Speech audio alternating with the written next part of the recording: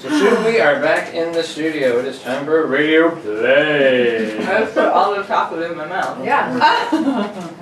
So all good play start. Right. We're doing one from 1946. Suspense series, Mm. a favorite of some of our audience. That Thing in the Window. Yeah. Mm-hmm. Originally starring Joseph Cotton, who you may know from Shadow of a Doubt. Great Oh, yes, movie. you might. Love that movie. But tonight's starring Fiona Highet, so I think we've got I'm also doing a remake of Shadow of Drummond. yeah. It'd be really I'm fun. also available to do the Also remake. available, very available. Yes, for anything that just We're also joining Fiona is Natalie Brown, back for what is this, like number 4, number 5? What is But this? this is the first time since my first time that we're doing something mysterious. Yeah. A little break from the Batman. Right? Or Take Robin. your voice rest. And little known fact, it's her fault that we have wine with radio play. It is my fault because the first time I came it was Halloween. Yeah. So I came with the scary wine. Yep. Oh. And now And we I spilled created some on a the table. monster. The stain is still there somewhere. What is it? Like any good tablecloth at restaurants. Yeah. Yeah. We thank you for this. You're welcome. Yeah. You're welcome. And the very cool Drummond. Hello! Back for number 2. So Fiona's the only one who hasn't done it with us yet. Which of course explains how we Really? work out the roles. Yeah. Oh! What's your secret? Beginner's luck. Yeah. Yeah. Well, you had a mystery for your first time. That's true, yeah. This was like, because I think you liked a tweet where I was like, oh, this is now available on SoundCloud or whatever, and you were like, and I'm like, oh, I haven't invited Fiona yet. Yeah. I was like, I don't know, would you want to She's do like, something? how many likes do I have? Like, Right. seriously. Finally invite you in. Yeah. Hello, like. I'm like, Ah. like, I think the best part about this one is that was like both of us have like a minimal role and we can just sit back Yeah. and watch the magic happen. I was trying so hard to That was balance so the lovely. thing. I was like, forget it. Tim and I are just gonna do, and if there was even one less person, I don't even know what would have happened. Right? We would have had to actually act. Come up with voices. But we don't! Oh, I don't. So, here we go. Suspense series, That Thing in the Window, December 19th, 1946, original broadcast date. Time for Christmas. Oh, yeah. Just after the war. Well, I guess a year. And it's very Christmassy. Isn't it? I think so. Let's keep the holiday spirit in mind while we go Are you through this throwing one. out a red herring? You're giving them something to search for. Something to search for. You look out your window at the apartments opposite and see a man sitting in a chair, sat in a chair facing the window. The next day you look out the window again, and the same man is sat in the same chair in exactly the same position. What do? Do you go across to the apartment block over the road and check it out for yourself? What if the apartment superintendent checks with the 2 spinster women living in that apartment, only to find that there is no man in that apartment, because they're spinsters, because they're old? They're like 29. Yeah, Exactly, they are Picky, I 29. prefer picky. they just like spin class. You return to your own apartment only to find that the man is still sat in the chair, still in exactly the same position. Transcribed by the great Jeffrey Gates. Thank you, Jerry. Amazing. Mostly well done. Couple quibbles. Mary, turn that vacuum off here for a minute and come over here, will you? I want to show you something. Yes, sir. Right here. Out this window. Now look across the street, directly across. The opposite apartment. See that window, about 3 windows in from the left with the kind of blue draperies?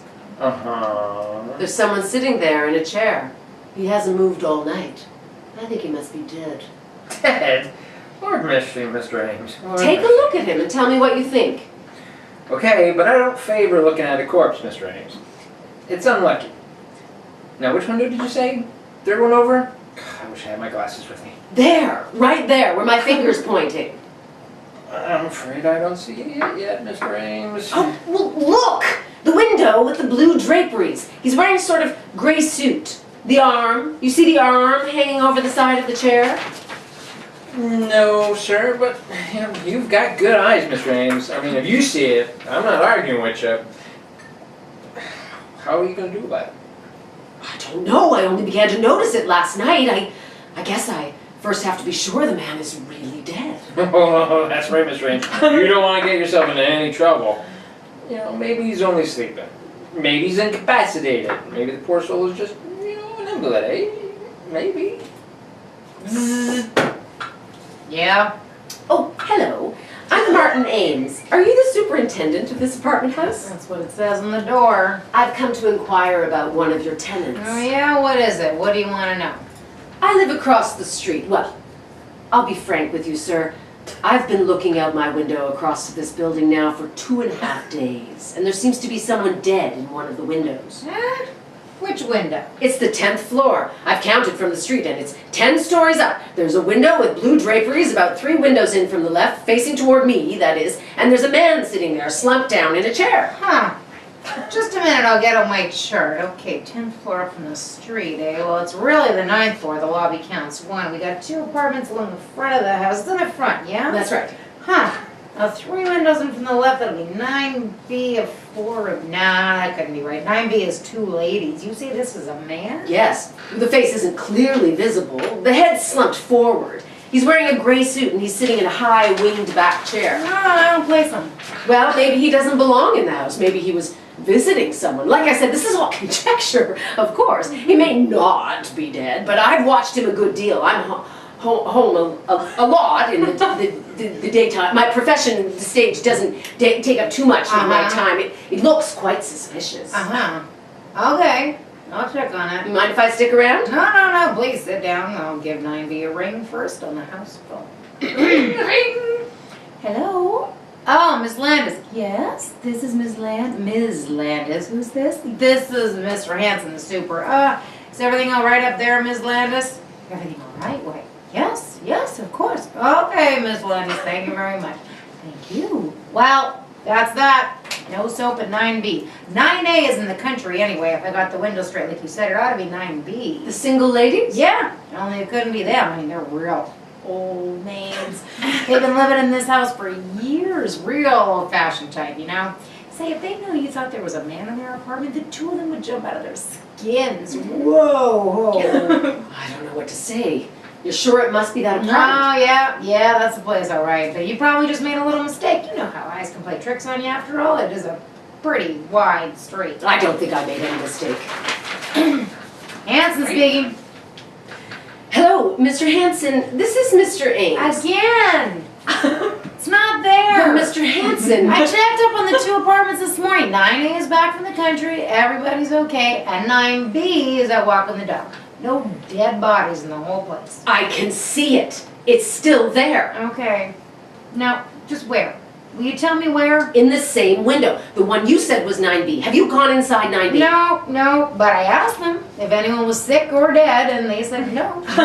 You asked them? Why didn't you just search their apartment? What do you mean, break in when they're out? No, search it while they're there. Ring the bell, walk in, and do it. Yeah, not without a search warrant from the police. These apartments don't belong to me. I just take care of the building for the company. Then let's call the police. No, not me, mister. I don't see no dead body up there. Then I will. After all, somebody's got to do something. I still maintain, officer, these 2 sisters are as refined ladies as you can find anywhere. High class, nice church-going ladies. They used to teach school up here at PS 33. Nah, that don't mean a thing. As it happens, there's a play on Broadway right now in which 2 nice old ladies commit murder after murder. They got a dog in there. Now, will you tell me one dog that would stay for almost a week in a flat with a dead person? I'm not telling you anything. All I know is this gentleman, Mr. Ames here, reported a stiff over there. And if he says there is one, there is until it's proved different. Right, Mr. Ames? Well, I keep seeing the thing day in and day out. I'm not working at the moment and I'm home so much. None of the other neighbors that complain. Dead bodies ain't exactly, Right this way, please. I hope they're home. Well, if they ain't home, you've got a pass key, haven't you? Oh, yeah. But we're not supposed to use it unless it's for an emergency. Well, this is an emergency. Ding dong! Dog bites? Sometimes. Oh. Get down, Buster, get down. Yes? Who is it? Oh, we're awfully sorry, Miss Landis, but there's been some kind of a mix-up. These two gentlemen want to look over your apartment. But why? It's not for rent. Oh, I know. It's just that they, well, they want to search around and Come on, cut out the palaver. Hey, look, lady, a dead body's been reported sitting in one of your windows. What? Yeah, this guy lives across the street and he's been seeing it for over a week. Ah! Now, come on, open up. A dead body? But that's impossible. My sister and I live here all alone. Yeah, we all know all about it. Excuse me a minute. I'll call my sister. Vivian! Vivian! Oh, come on. It's the police! Hey, lady, come on. I'm not standing out here all day. Come on, give me the pass key. Won't do no good. They got a chain on the door from the inside. Open up in the name of the law! Click, click, click. How do you do? I'm Vivian Landis. May I ask what this is all about? Certainly, lady. I got a search warrant made out by this gentleman who said to search your place. He said you got a dead body in there. A dead body? Why, that's perfectly ridiculous. It is, but it's been reported. Now, kindly take that door off the chain and let us through. Of course. First, may I ask, how did this peeping Tom see into our apartment? I thought, Mr. Henson, we were quite private.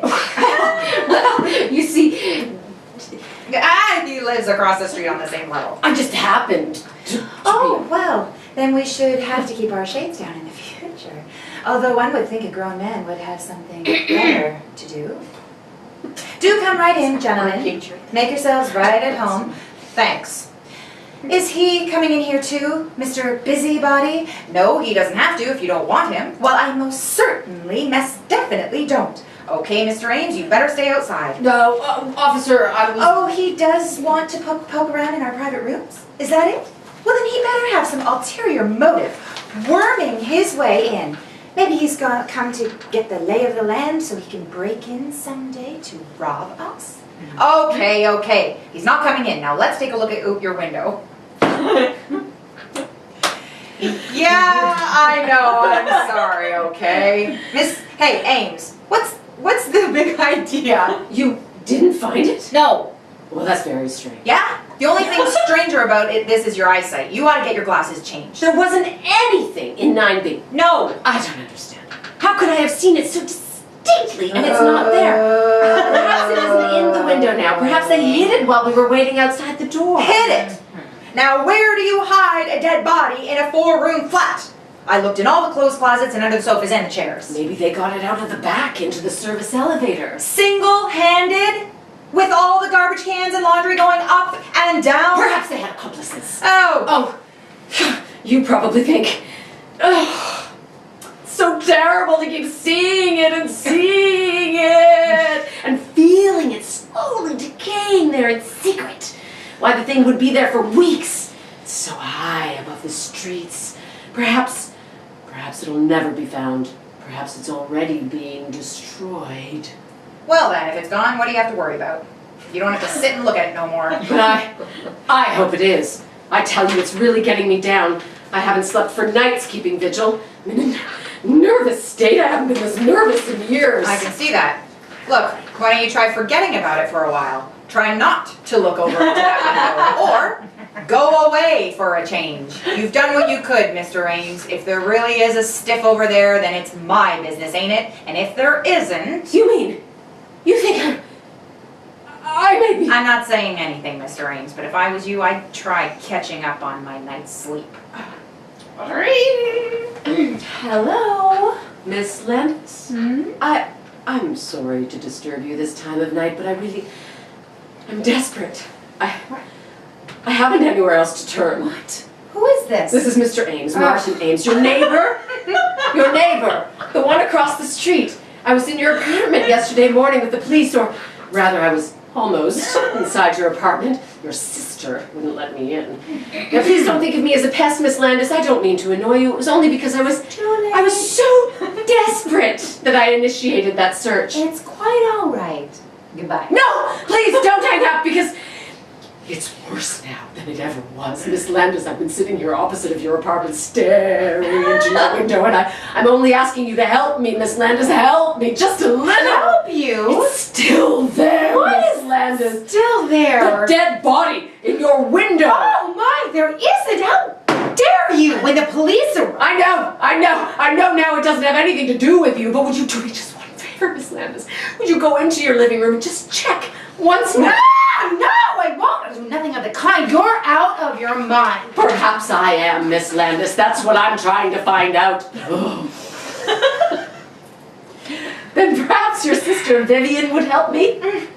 She's not at home. Oh, And Lord! anyway, I don't see how you can see it. I pulled the shades down in there yesterday morning. I know. They're all down still. Well, then how can you see? I can't, at least not the actual body. It's just a silhouette. I'm not belying you or your sister, Miss Landis. It's just if there's someone dead in there, it's not you who are doing it, but think of me. What? If you could just be here and look over there and see the shadow of those quiet fingers, that shoulder, that head. No, please, stop it! Stop it! It's not here. It isn't. Just tell me just one thing, Miss Landis. There is a chair by that window, though, isn't there? Yes, there's a chair. Oh. A high-backed wing chair? Uh-huh. And have you anything on it? Anything piled up? I mean, like curtains, cushions, a dressmaker's dummy, or... Of course not. Or do you have a plant in the window in front of it? Some kind of an odd table? Anything that would cast a shadow like a man's head slumped forward, or an arm hanging limp. No, there's nothing. Nothing but the chair. Then would you do me just one more favor, Miss Landis? Please? Please. As an experiment, would you just go into the living room and move that chair from the window, please? If I do it, would you stop pestering us? Yes. Would you leave us alone? Forever? Yes. Yes, if it works. If it works, what do you mean? What do you mean? I can't tell you, Miss Landis, until you move the chair. Oh, all right. All right. Hello? Yes? I moved it away from the window. It's at the other end of the room, and it's empty. Oh. I see. Well, thanks very much, Miss Landis. I know what I have to do now. You mean? Yes, Miss Landis. It's still there. Ding dong. Miss Landis. Where is it? I want to see it at once. Oh, yes, miss, come in. I hope you'll excuse my appearance. I passed another sleepless night. So has my sister, and so have I. What do you mean by this business, Mr. Ames? You have frightened my sister half to death. Seeing things that aren't there when you know they are not. I know they're not. Oh, I wish they weren't. I wish to heaven I never looked out that window. I wish those walls were solid stone and your walls... Oh. You are a sick man, Mr. Ames. Oh, am I? I wish I were. But I'm perfectly sane and well. I went to the psychiatrist yesterday, and guess what he told me? That there's nothing wrong with me. Nothing. I can't believe that. I suppose it's a form of madness to persist and persist in this hideous image. But not me, Miss Landis, no. I've finally come to an entirely different conclusion. And what is that? Supernatural. The supernatural! A ghost! What nonsense, Mr. Ames. Yes, I suppose it is nonsense to you. Yes. You've been a school teacher. You believe in logic, common sense, the things that give up the pretense of solidity in this frail life of ours. But I have eyes. I've always had a feeling for the hidden beyond, the intangible, the shadowy. We are children, Miss Landis, children playing along the edge of the ocean. We laugh and toy with the waves and mock fright. But sometimes one of us slips down into the darkness. Sometimes the depths rise and we glimpse the yearning things of the eternal. You put things rather oddly, Mr. Ames. Just exactly what do you mean? Simply this. I checked on that building with the real estate agents last noon after I left my psychiatrist. There was a murder. In our apartment? Oh, the report doesn't say. You know how they try to hush those things up? It was a man, a young man, a lover of one of the tenants, a Ms. Sweetser. Sweetser? Why, that's the name of the people who lived there before us. Oh. They were an elderly couple, Mr. and Mrs. Sweetser. I never saw any Miss Sweetser. She died. She was the daughter. She killed herself afterwards by jumping out of one of the windows. How perfectly Awful. Rather ghastly coincidence, isn't it? Was it out our window? No. She must have been a very neurotic person, though, this Ms. Sweetser, half crazed almost with love and jealousy. I checked over tales of an old newspaper. She cut his throat, nearly decapitated him. It said that when they lifted his body out of the chair later, his head almost rolled.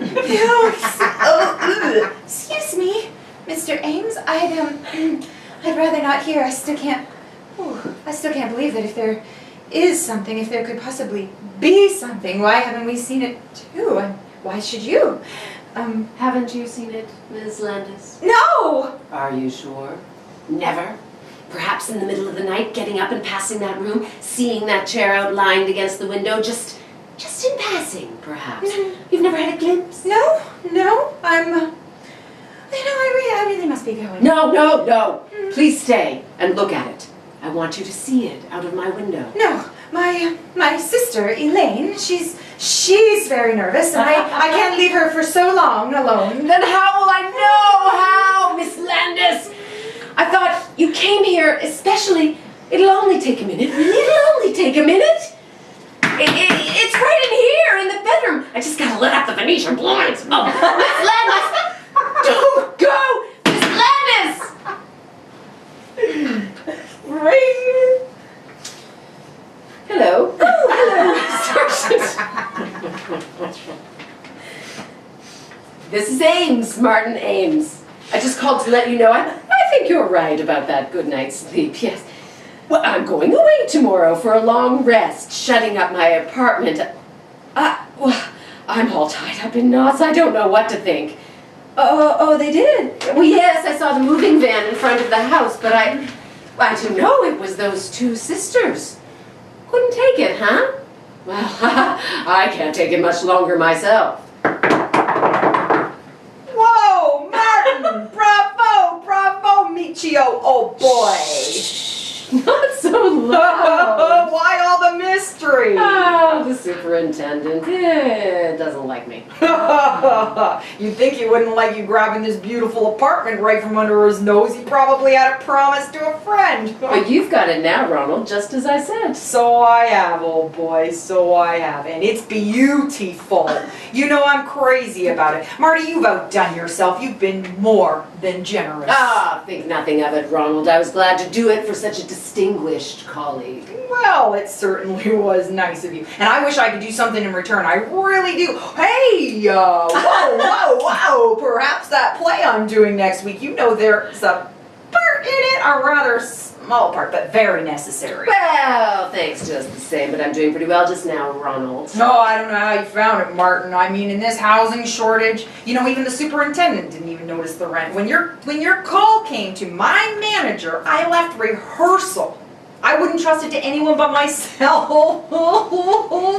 left the whole cast just standing there when I came over, and when I asked this gloomy character Hanson, he just said nothing about it. I insisted, of course. I told him who I was, and finally he pulled. Sure enough, these two sisters who lived there just decided to move out. I hope you didn't mention my name. You know if Hanson knew that I tipped you off. No, you asked me not to. Anyway, I think my own name was enough. Yeah. Seriously, Marty. How do you know? How did you know? Were they friends of yours? Oh, no, it's a whole long story. Come, let's sit down, shall we? In the living room. Oh, no. You take the chair. Guess they must have left that when they moved out. Thank you. Well, to be frank, Ronald, I got this apartment by a ruse. A ruse? What kind of ruse? Pretty nasty one, actually. I frightened the last tenants away. I told them I saw a dead man sitting here in this window.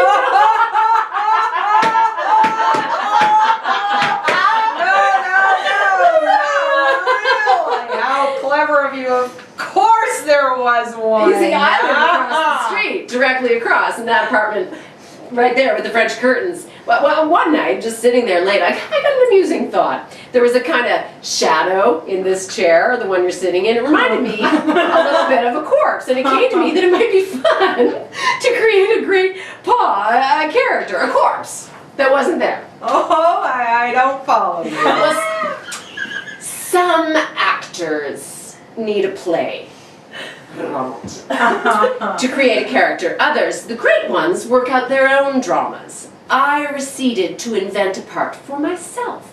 I was the eyewitness, the innocent bystander across the street who saw a corpse here. And I kept seeing it and kept seeing it, and finally, by the power of suggestion, it became real enough to frighten them away. Very clever, wasn't it? Rather drastic. I always hoped we'd be neighbors, Ronald. As a matter of fact, the whole idea for this thing came to me that day in October when you turned me down for that part outside of Sardi's. Don't you remember? You said you were looking for a place then. Oh, yes. It was then I thought how nice it would be to see you right across the street, sitting in this window. I simply had to bring it about. Well, Oh, no? No, Ronald. Don't get up yet. I'm not through. Really, old boy, I think the gang don't even know I'm here. They'll wait. People always wait for you, don't they, Ronald? I could call them, free of course, but the phone's been disconnected.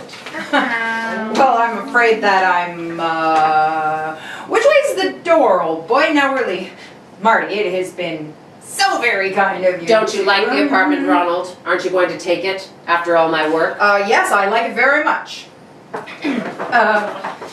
The door's locked. Yes, Ronald. I'm afraid you'll have to find your way out alone. There! That'll keep you quiet. Silence always became you better than all that ranting and glibness and charm, Ronald. And now I've got the part for you. A part to end all parts, entirely in a chair. Not much action, not a line for you. Just sit, Ronald. Just sit in this chair by the window. Here. It'll be the greatest performance of your career. You like to hog all the fattest roles for yourself, didn't ya? Well, this is a part that's been talked about up and down this street for weeks. You'll play the part of a ghost, a corpse that never was, a hallucination in my brain. And who will be your audience? I will.